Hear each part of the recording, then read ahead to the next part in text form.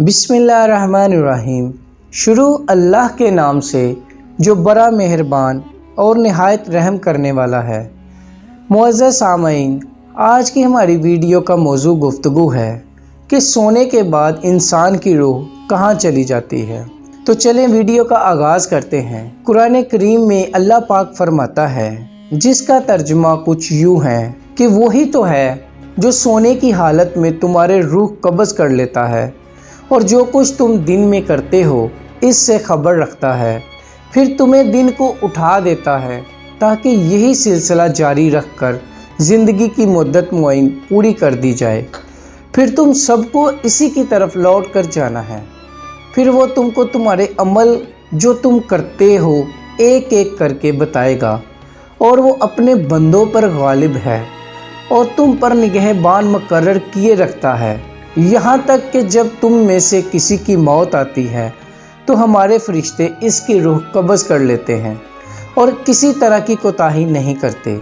फिर क़यामत के दिन तमाम लोग अपने मालिक बरहक ताला के पास वापस बुलाए जाएंगे। सुन लो कि हुक्म इसी का है और वो नहायत जल्द हिसाब लेने वाला है। प्यारे दोस्तों, अल्लाह तबारक ताला ने इंसान को सबसे खूबसूरत और अहसन शक्ल पर तख्लीक फरमाया और तख्लीक इंसानी में अल्लाह तबारक ताला की कुदरत के बेशुमार जलवे और निशानियां हैं।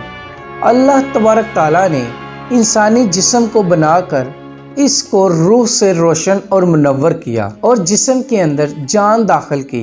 अब जब तक ये रूह इंसानी जिस्म के अंदर है तब तक इंसान ज़िंदा है। जब ये रूह जिस्म से निकाल दी जाएगी तो इस वक्त इंसान मर जाता है और ऐसा इस वक्त होता है जब इंसान की उम्र ख़त्म हो जाती है।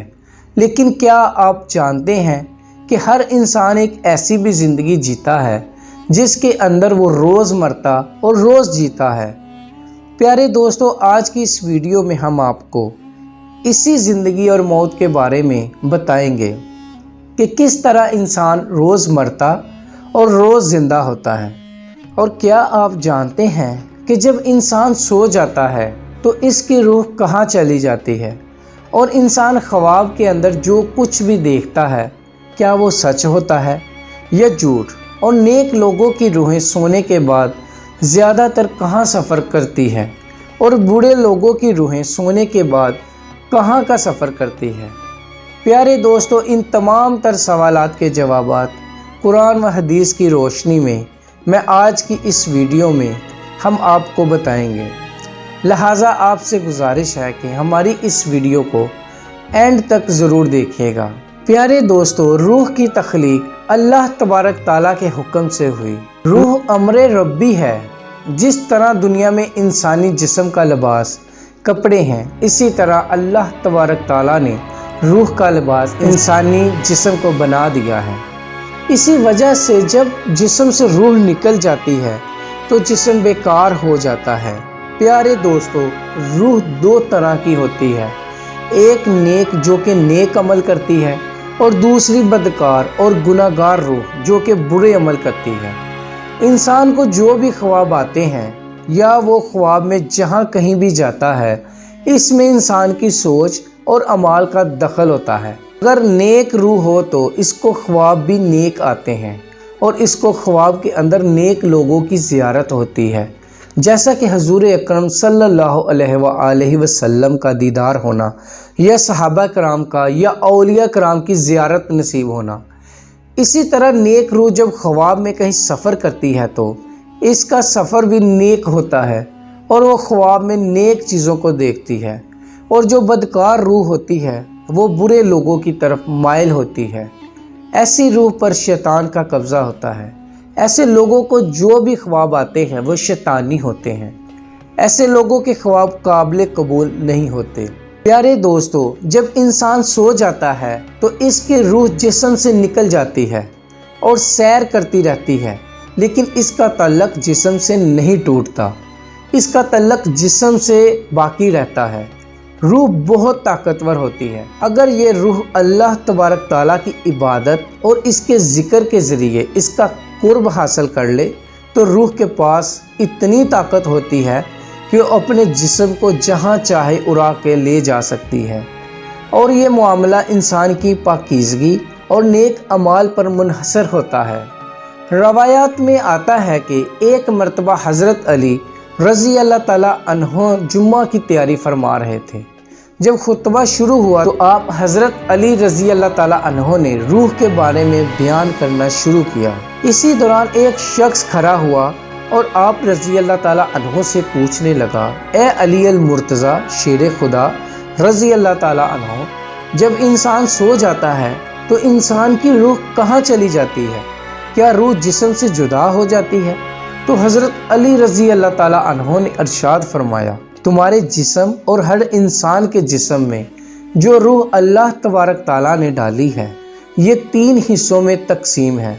روح کا پہلا حصہ انسان کے جسم میں ہی رہتا ہے، اور روح کا دوسرا حصہ انسان کے وجود سے باہر یعنی عالم بزرگ میں اس کو دیکھ رہا ہوتا ہے، اور روح کا تیسرا حصہ انسانی جسم سے اس وقت جدا ہوتا ہے جب انسان سو جاتا ہے۔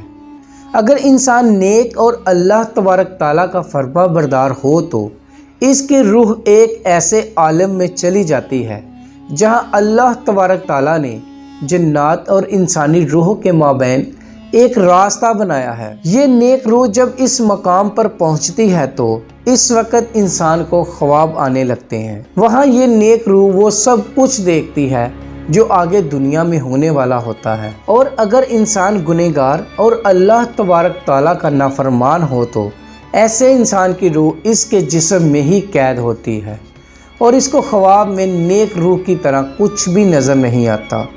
اور اگر انسان نیک اور اللہ تبارک تعالیٰ کا فرما بردار ہوتا ہے تو اللہ تبارک تعالیٰ ایسے انسان کو ایک خاص قسم کا علم عطا فرماتا ہے۔ اس علم کے اندر ایسی طاقت ہوتی ہے کہ اگر انسان جب چاہے جہاں چاہے وہاں پر جا سکتا ہے۔ لہٰذا جب انسان اللہ تبارک تعالیٰ کو راضی کر لیتا ہے تو اللہ تبارک تعالیٰ انسان کی روح کو ہر طرح کی قید سے آزاد فرما دیتا ہے۔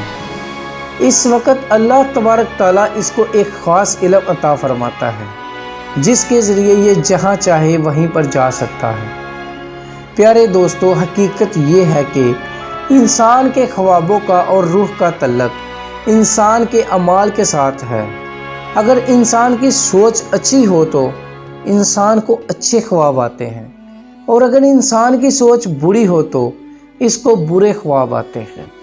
اللہ تبارک تعالیٰ سے دعا ہے کہ اللہ تبارک تعالیٰ ہمیں نیک عمل کرنے کی توفیق عطا فرمائے، اور حضور پاک صلی اللہ علیہ وآلہ وسلم کے بتائے ہوئے راستے پر چلنے کی توفیق عطا فرمائے۔ معزز سامعین، امید کرتے ہیں کہ آپ کو ہماری یہ ویڈیو پسند آئی ہوگی۔ مزید اسلامی اور معلوماتی ویڈیو دیکھنے کے لیے ہمارے یوٹیوب چینل اسلامک سٹوریز کو سبسکرائب کیجئے گا تاکہ ہماری آنے والی ہر نئی ویڈیو آپ لوگوں تک بآسانی پہنچ سکے۔ شکریہ۔